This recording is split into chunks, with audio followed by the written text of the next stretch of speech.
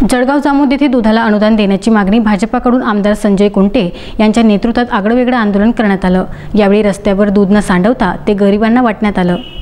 तालुक्यातील दूध उत्पादक शेतकऱ्यांच्या विविध मागण्यांसाठी आज जळगाव जामोद तालुका व शहर भारतीय जनता पार्टीच्या वतीने आंदोलन करण्यात आले। आंदोलन दरम्यान रस्त्यावर सांडून दुधाची नासाडी न करता गोरगरिबांमध्ये वाटून अनोखे आंदोलन प्रदेश उपाध्यक्ष तथा माजी आमदार डॉक्टर संजय कुंटे यांच्या मार्गदर्शनात करण्यात आले। लॉकडाऊन पूर्वी राज्यातील शेतकऱ्यांना दुधाला 30 ते 35 रुपये दर मिळत होता, मात्र लॉकडाऊनमुळे दुधाची मागणी घटल्याने गाईच्या दुधाचे भाव 17 रुपये पर्यंत कोसळले। शेतकऱ्यांना अशा संकटात मदत व्हावी यासाठी राज्य सरकारने दररोज 10 लाख लिटर दूध खरेदीची घोषणा केली। प्रत्यक्षात मात्र फक्त सरकारी दूध संघाने याचा फायदा घेऊन प्रति लिटर 25 प्रमाणे खरेदी करण्यात येत आहे।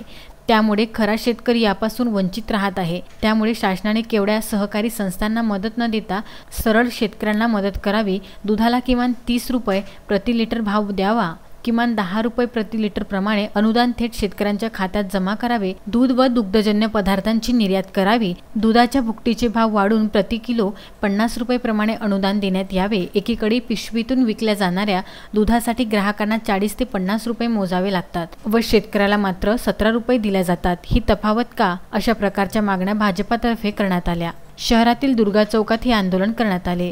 यावेळी तालुकाध्यक्ष राजेंद्र गांधी, जिल्हा सरचिटणीस नंदकिशोर अग्रवाल, शहराध्यक्ष डॉक्टर प्रकाश बगाडे यांच्यासह असंख्य भाजप कार्यकर्ते व पदाधिकारी उपस्थित होते। मनीष ताडे, विदर्भ न्यूज, जळगाव जामोद।